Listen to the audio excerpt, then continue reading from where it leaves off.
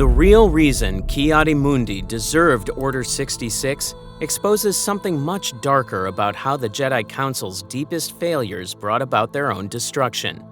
Using canon sources like the Clone Wars Character Encyclopedia, the Clone Wars Story of Light and Dark, and the prequel trilogy novelization, we can identify 5 specific instances that demonstrate how one conservative Syrian Jedi Master's devotion to protocol over compassion directly created the tragedies, divisions, and fatal weaknesses that Darth Sidious exploited to eliminate every Jedi in the galaxy. The first reason was his inability to adapt to a rapidly changing galaxy, a blindness that made him dangerous to everyone around him. Ki-Adi-Mundi served as a member of the Jedi Council, holding one of the highest positions of authority and responsibility in the Order. But the Star Wars, the Clone Wars Character Encyclopedia describes him with a critical characteristic that should have disqualified him from holding such a position of power. He was a conservative member who struggled to believe that the galaxy could change as quickly as it did during the Republic's chaotic final years. This wasn't just a personality quirk or a minor character flaw that made him slightly less effective. It was a fundamental trait that made him part of the problem rather than part of the solution. The galaxy was transforming around the Jedi at an unprecedented pace, with political structures collapsing, ancient enemies returning, and war consuming entire star systems. In that environment, a leader who couldn't adapt was just as ineffective or slightly behind the times. He was actively harmful to the people depending on his judgment for their survival. When Qui-Gon Jinn reported encountering a Sith Lord on Naboo, Ki-Adi-Mundi's response captured everything wrong with the Council's mindset and revealed the depth of their institutional arrogance. He confidently dismissed the possibility of the Sith returning, insisting they had been extinct for a millennia, a stance that reflected the broader complacency of the Jedi Council during this era. That assertion reveals much about the Jedi mindset at the time. A respected member of the Council, trusted with dangerous missions and valued for decades of service and experience, returned with direct evidence of a Sith warrior. He had confronted this enemy firsthand, sensed the dark side radiating from him, and recognized combat techniques that could only stem from Sith training. And Ki-Adi-Mundi's immediate response was to reject that evidence based on what the Jedi Council believed about history. The threat was standing right in front of them, leaving bodies in its wake, demonstrating powers that no ordinary darkside user could possess, and Ki-Adi-Mundi refused to see it because it didn't match his understanding of how the galaxy should work. He preferred his outdated beliefs over the evidence presented by one of their own Jedi Masters. This was not an example of healthy skepticism or a methodical approach to an extraordinary claim. This was a dangerous denial that left the Jedi vulnerable to enemies they refused to acknowledge existed. Ki-Adi-Mundi essentially told Qui-Gon that his own experience, his own connection to the Force, his own combat encounter couldn't be trusted as much as the Council's assumptions about galactic history. That kind of dismissal doesn't just insult the individual reporting the threat. It creates an environment where Jedi stop reporting threats because they know the Council won't listen anyway. This inflexibility wasn't harmless or merely academic, and the consequences extended far beyond hurt feelings or bureaucratic friction. While Ki-Adi-Mundi did fight bravely in both the first and second battles of Geonosis, commanding clone units like Commander Jet's flame troopers with tactical skill and personal courage, his inability to grasp the evolving political and military threat contributed to the Jedi Council's overall blindness. The Character Encyclopedia makes this connection explicit, noting that his conservatism and difficulty grasping changing circumstances contributed directly to the Council's ultimate defeat. The Sith plot succeeded partly because Jedi Masters like Ki-Adi-Mundi couldn't adapt fast enough to stop it. They kept applying old solutions to new problems, kept enforcing ancient rules in a galaxy that no longer worked the way their rules assumed it would. Every time Ki-Adi-Mundi dismissed evidence that contradicted his worldview, he made the Jedi weaker and the Sith stronger. That pattern of denial, repeated across the Council in meeting after meeting, created the conditions for their destruction. The Sith were innovating, changing tactics, using methods that hadn't been seen in 1,000 years precisely because they knew the Jedi would be looking for threats that fit historical patterns. And Ki-Adi-Mundi's response to this innovation was to insist that it couldn't be happening because history said it shouldn't. That's not leadership, but a dangerous form of complacency mistaken for wisdom. Another reason Ki-Adi-Mundi deserved Order 66 lies in his catastrophic decision to abandon Duchess Satine and Mandalore when they desperately needed help, a choice that revealed how completely the Jedi had lost their moral compass. Ki-Adi-Mundi's most consequential failure came during the Clone Wars, when Duchess Satine Kryze of Mandalore sent a desperate message to the Jedi Council. Her people were being massacred. Death Watch was tearing through her population, killing civilians without mercy, and she needed help immediately. This wasn't a vague request for political support or a minor border dispute that could be resolved through diplomatic channels. This was a plea for survival from a planetary leader watching her people die in real time. The holo message reached the Council war room, where Ki-Adi-Mundi stood with Yoda and Obi-Wan Kenobi, and what happened next showed exactly how the Jedi had lost their way. Ki-Adi-Mundi looked at this plea for help, looked at the desperation in Satine's message, saw the urgency in her eyes, and saw only political complications. He determined that the conflict on Mandalore, which involved the Mandalorian faction Death Watch, was an internal affair. He emphasized that Satine's choice to keep Mandalore neutral in the Clone Wars made it difficult for the Jedi to intervene. The sources record that when Obi-Wan argued they could not allow Satine to become a martyr and insisted the Jedi had a moral duty beyond political categories, Ki-Adi-Mundi showed no shift in his position. He offered no hesitation, no consideration of alternatives, and no attempt to navigate the restrictions in a way that might save lives. Faced with a woman pleading for her people, he focused on political calculations rather than moral responsibility. His response made his priorities unmistakable, illustrating how far the Jedi had strayed from their original purpose. He treated the crisis as an internal Mandalorian matter, as if this classification somehow lessened the reality of the deaths or the urgency of the suffering.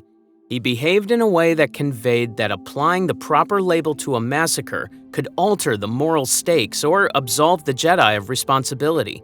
What followed was a rejection that effectively sealed Satine's fate, framed as an inability to intervene rather than a choice not to. It suggested the decision had been predetermined by external constraints, as though the Council had no agency in responding to a desperate plea for aid. He further argued that Satine's insistence on maintaining Mandalore's neutrality made the situation too difficult to address.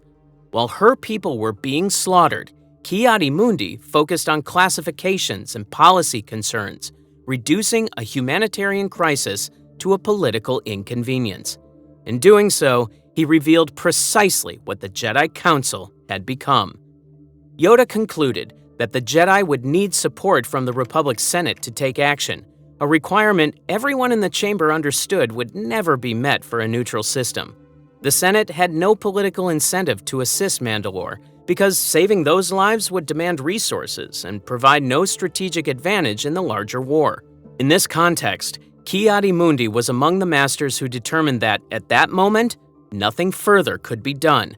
As a result, he prioritized wartime regulations over lives, a choice that allowed even greater tragedy to unfold.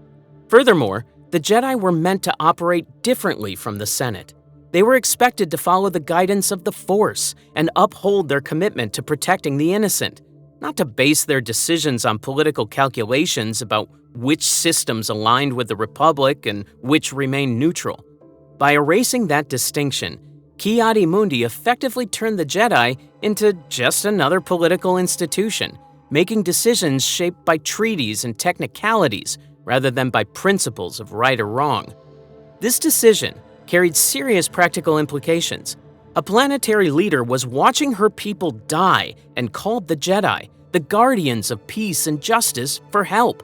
And the Jedi response was essentially that she should have chosen sides in the war if she wanted protection. This was not moral leadership, but a form of coercion framed as policy.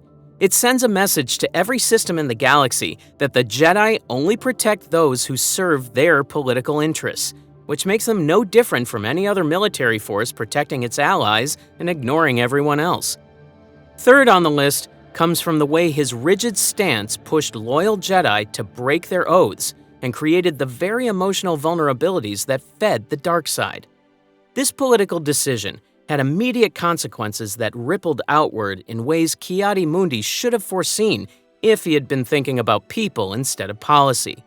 Obi-Wan Kenobi, one of the Jedi Order's most loyal members, one of the Council's most trusted generals, one of the Jedi who had never shown any inclination toward breaking rules or questioning authority, was forced to disobey orders and leave the chamber to begin an unauthorized mission to Mandalore.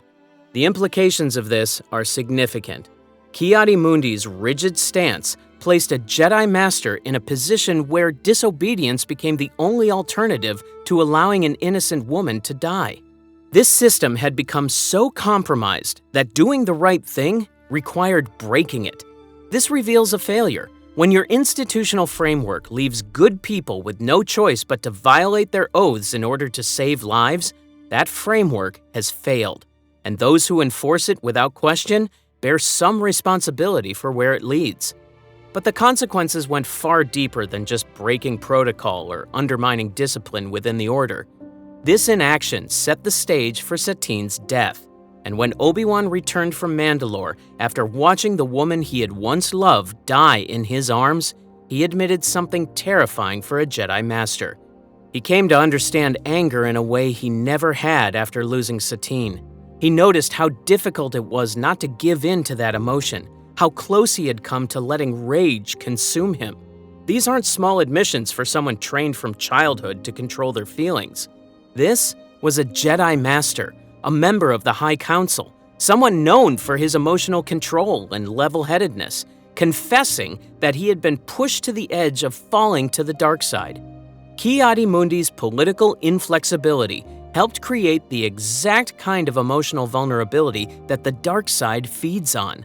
He took one of the Order's strongest, most centered members and pushed him toward the darkness through bureaucratic cruelty. The sources make clear that Maul later used this tragedy as a tool for vengeance against Obi-Wan, weaponizing Satine's death and Obi-Wan's grief in ways that served the Sith's larger plan. The suffering caused by Ki-Adi-Mundi's decision extended far beyond its immediate moment, producing anger, loss, and instability in places where the Jedi were expected to provide peace and protection. This is the consequence of becoming so deeply embedded in political machinery that individual lives are weighed against technical distinctions of neutrality. Satine's death followed from that choice. Obi-Wan's faith in the Order was weakened by it, and Maul emerged with a powerful tool to use against the Jedi as a direct result. Every one of those consequences traces directly back to Ki-Adi-Mundi standing in that war room and choosing policy over people. The Jedi were supposed to be guardians of peace and justice in the galaxy. They were supposed to protect life wherever they found it threatened, regardless of political affiliations or strategic considerations. That was their core mission, the reason they existed as an order, the purpose that justified their power and influence. Ki-Adi-Mundi chose to protect political boundaries instead, and people died because of it. He chose to maintain the Republic's fiction of neutrality instead of saving lives, and loyal Jedi were pushed toward darkness because of it. That's not a minor policy disagreement, or a difference of opinion about the best course of action. That's a fundamental betrayal of everything the Jedi were supposed to represent. What makes this even worse is that Ki-Adi-Mundi must have known on some level that his decision was wrong. He's described as struggling to believe the galaxy could change, not as being incapable of recognizing moral truth. When Obi-Wan argued against the decision, Ki-Adi-Mundi didn't refute the moral argument. He just insisted on the political reality. That means he knew people would die because of his choice, and he made it anyway because following the rules seemed more important than saving lives. It was not tragic blindness, but a clear failure of conscience. The fourth reason Ki-Adi-Mundi deserved Order 66 lies in how his pattern of blindness and rigid thinking contributed to every major failure that destroyed the Jedi Order, from dismissing the Sith threat to mishandling Anakin Skywalker. Ki-Adi-Mundi's failures fit into a larger pattern that destroyed the Jedi Order piece by piece, creating vulnerability after vulnerability that the Sith exploited. During the assessment of Anakin Skywalker, Ki-Adi-Mundi noted that Anakin's thoughts dwelt on his mother. He saw this as a problem, another sign of dangerous attachment that made the boy unsuitable for training. But he never questioned whether the Jedi's approach to handling fear and attachment might be wrong. He never considered that forcing a 9-year-old child to abandon his enslaved mother and never think of her again might create exactly the kind of psychological damage the Jedi feared. He saw Anakin's love for his mother as a weakness to be corrected, rather than a natural human emotion that needed healthy expression and guidance. This was not a matter of misunderstanding one child alone. It represented a fundamental misunderstanding of how emotions work and how healthy people process attachment. The Jedi approach assumed that you could simply turn off love and connection through discipline and meditation. But emotions don't work that way. Suppressing them doesn't make them go away. It just drives them underground, where they fester and grow stronger. Ki-Adi-Mundi should have recognized this. He had lived long enough and seen enough Jedi struggle with attachment to understand that the Order's approach wasn't working. But instead of questioning the system, he blamed individuals for failing to conform to it. When the Council discussed the threat on Naboo, Ki-Adi-Mundi agreed with Mace Windu that the Dark Warrior would reveal himself again. He sensed danger correctly, but couldn't see the bigger picture unfolding around him. The Sith weren't just coming back as isolated warriors looking for revenge or personal power. They had already infiltrated the Republic at the highest levels, manipulating the Senate, controlling the creation of the clone army, positioning key people in crucial roles, and setting up the entire structure that would allow them to take over the entire government in one swift move. And the Jedi Council's rigid thinking made them blind to threats hiding in plain sight. They could sense darkness, but couldn't imagine that it had already consumed the political structure they served.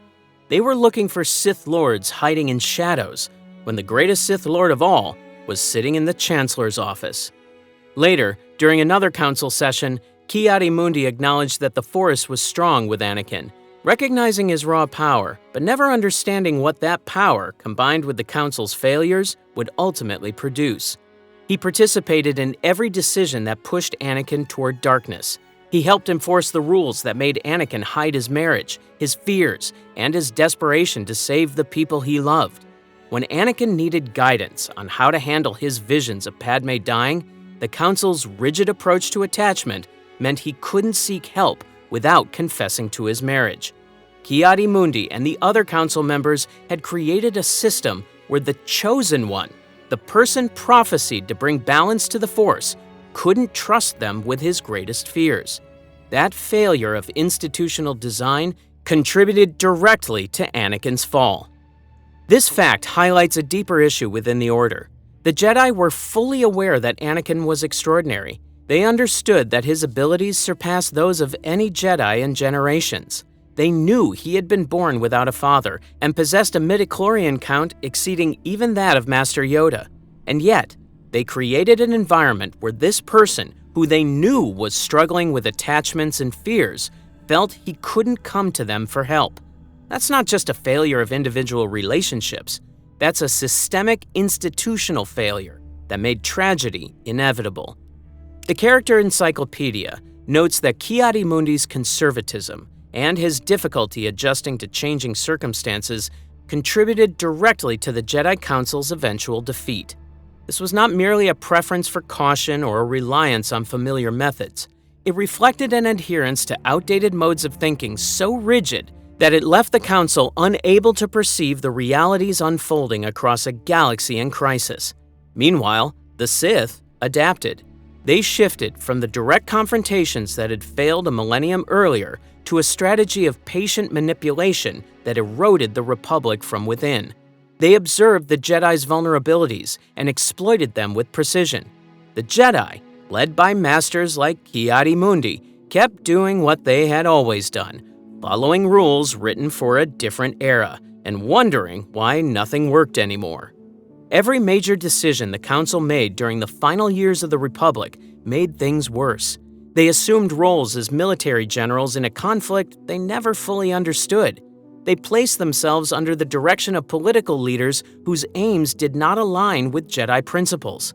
And they upheld rules that, in practice, fostered the very attachments and fears they sought to avoid. And through it all, Ki-Adi-Mundi was there, arguing for the conservative approach, insisting that old ways were still valid, dismissing evidence that contradicted the Council's worldview. The fifth reason Ki-Adi-Mundi deserved Order 66 comes from what his death represented about the Jedi Order's transformation from guardians into bureaucrats, and why that transformation made their destruction necessary for the galaxy to move forward. When Darth Sidious issued the command, "Execute Order 66," to clone commanders across the galaxy, the clones were genetically engineered to follow orders from the Republic's Supreme Chancellor. Inhibitor chips implanted in their brains forced them to turn on their Jedi generals, even when they didn't want to, even when they had fought beside those generals for years, even when they considered those Jedi their friends. Ki-Adi-Mundi died on the planet Magito during Order 66, killed by the clone troopers he had commanded in battle. The sources make it clear that Order 66 was a large-scale execution order directed at all Jedi leaders, part of the Sith plot to destroy the Jedi Order entirely. In that sense, every Jedi who died during Order 66 was a victim of Darth Sidious's manipulation and the clones' forced betrayal. But here's what makes Ki-Adi-Mundi's death different from other Jedi who fell during Order 66, and why his fate carries a different meaning than the deaths of the truly innocent Jedi who were simply casualties of war. The sources don't describe instances of him being cruel to clone troopers like Pong Krell, who committed treason and manipulated clones into killing each other for sport. They don't show him bombing the Jedi Temple like Barriss Offee or turning to the dark side for personal power like Count Dooku. His failures were more insidious because they represented the institutional rot at the heart of the Jedi Council. He was not a villain in the traditional sense, but something more concerning, a man who acted in good faith, yet was so confined by a broken system that he upheld its worst elements while believing he served a noble cause. Ki-Adi-Mundi didn't deserve Order 66 because he was evil or corrupt in the way Palpatine was evil and corrupt. He deserved it because he represented everything that allowed the Sith to win without the Jedi even realizing they were losing. His conservative nature, his inflexibility, his inability to see that following protocol could be more destructive than breaking it. All of these traits embodied the Jedi Order's fatal transformation from guardians into bureaucrats. When the Jedi Council became so focused on maintaining their position within the Republic's political structure, they lost sight of their core mission. They became administrators managing a military force instead of servants of the Force protecting the innocent. Ki-Adi-Mundi stood in that war room and told Obi-Wan that they couldn't save Satine because of neutrality agreements and internal affairs classifications. He chose legal boundaries over moral action, and that choice captures exactly why the Jedi failed. It wasn't because they were too weak to fight the Sith in direct combat. It was because they had forgotten what they were fighting for in the first place. They have replaced moral clarity with political calculation, and once you make that trade, you've already lost what makes you different from the people you oppose. The argument that Ki-Adi-Mundi deserved Order 66 stems from his representation of the Jedi Council's greatest weakness. They shifted from serving as independent agents of the Force to functioning as extensions of the Senate. In that process, they upheld policies that contributed to suffering rather than alleviating it. And they placed political considerations above the very lives they were meant to safeguard. When you look at Ki-Adi-Mundi's decisions across his career, you see a man who genuinely believed he was doing the right thing while making choices that caused enormous harm. That's more dangerous than simple villainy because it's harder to recognize and impossible to argue against using the system's own logic. Darth Sidious didn't have to corrupt Ki-Adi-Mundi the way he corrupted Anakin with promises of power and salvation. He didn't need to tempt him with the dark side or prey on his fears and attachments. He just had to let the Jedi Council's rigid thinking blind them while he consolidated power. Ki-Adi-Mundi fulfilled Sidious's needs without any manipulation or direct influence. He adhered strictly to protocol, upheld the status quo, and resisted change at the very moment adaptation was essential for survival. The Jedi Council spent so much energy maintaining their political position that they never noticed how that position had made them irrelevant to the galaxy's real struggles. What makes Ki-Adi-Mundi's story so tragic is that his conservatism wasn't motivated by malice or ambition or any of the usual corrupting influences. He genuinely believed he was serving the Jedi Order and the Republic correctly. He thought he was upholding the ancient traditions that had guided the Jedi for millennia. But that's exactly the problem. He never questioned whether being correct according to the rules meant being correct in terms of protecting life and preventing suffering. He never asked whether traditions written for a different galaxy still applied to the one he actually lived in. He assumed that because the Jedi had always done things a certain way, that way must still be right, even when the evidence showed it was failing catastrophically. When Obi-Wan expressed bitterness and anger after the Council refused to help Satine, knowing that aid would not be approved by the Republic Senate, Ki-Adi-Mundi didn't see that as a sign that the rules were wrong. He saw it as Obi-Wan failing to control his emotions. The system was breaking down, pushing loyal Jedi into impossible choices, creating the exact emotional turmoil the Jedi claimed to prevent. And Ki-Adi-Mundi's response was to enforce the system harder. He never considered that a system which creates the problems it claims to solve might need fundamental reform rather than stricter enforcement. The failure of compassion, this inability to put people before policy, created the vulnerabilities that destroyed the Jedi. Every time the Council chose political considerations over moral action, they weakened themselves in ways they couldn't measure or see. Every time they valued protocol over protecting the innocent, they moved closer to the catastrophe that would consume them. The dark side didn't destroy the Jedi through corruption or military defeat. It destroyed them by letting their own rigidity hollow them out from within until there was nothing left worth saving. Ki-Adi-Mundi fought bravely at Geonosis. He commanded troops in battle with tactical skill. He died fighting during Order 66 rather than surrendering or running. But bravery in combat doesn't erase the damage caused by moral rigidity. His courage on the battlefield couldn't make up for his failures in the council chamber. Physical bravery is easy compared to the moral courage required to question your own beliefs and traditions when the evidence shows they're causing harm.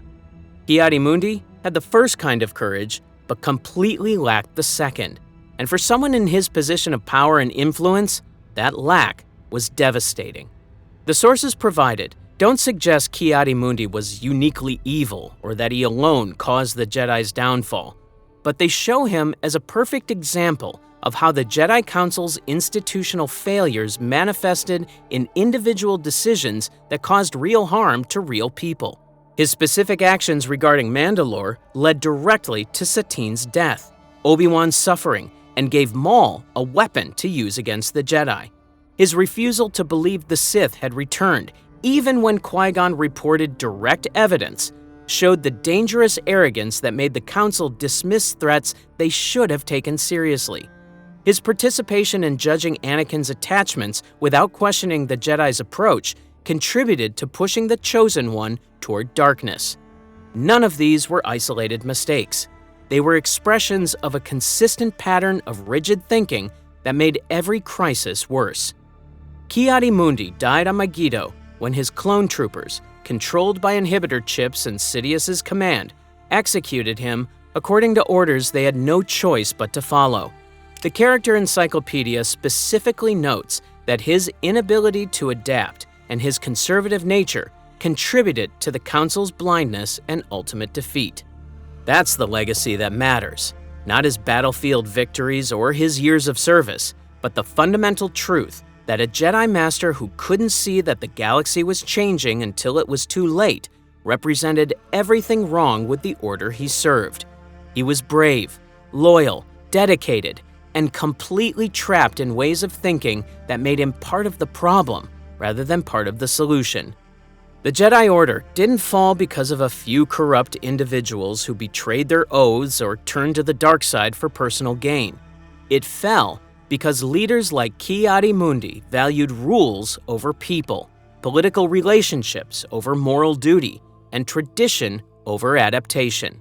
When you build an institution on those foundations, when you prioritize maintaining a system over serving the purpose the system was supposed to fulfill, you don't need external enemies to destroy it. You just need time and pressure, and the structure collapses under its own contradictions. The Sith provided the pressure, but the Jedi had built the weaknesses into their foundations themselves. Ki-Adi-Mundi's story proves that Order 66 didn't just kill the Jedi. It revealed that the Jedi Council had already killed what the Jedi were supposed to represent long before the clones turned their weapons on their generals. The Order had transformed from servants of the Force into servants of the Republic, from protectors of the innocent into enforcers of political agreements, from moral authorities into bureaucratic administrators. That transformation was complete long before Palpatine gave the order to execute them. He just made official what had already happened in every way that mattered. But the question remains, hanging over the entire tragedy like a shadow that won't fade. If the Council's rigid thinking destroyed them from within, if their inability to adapt and their prioritization of politics over morality made them complicit in their own destruction, then understanding the forces that shape their greatest adversaries becomes essential. One of those forces spent decades studying the Council's weaknesses, anticipating their every failure, and turning their blind spots into weapons. To see how that figure rose to power and orchestrated the downfall Ki-Adi-Mundi never saw coming, explore how Palpatine accomplished it.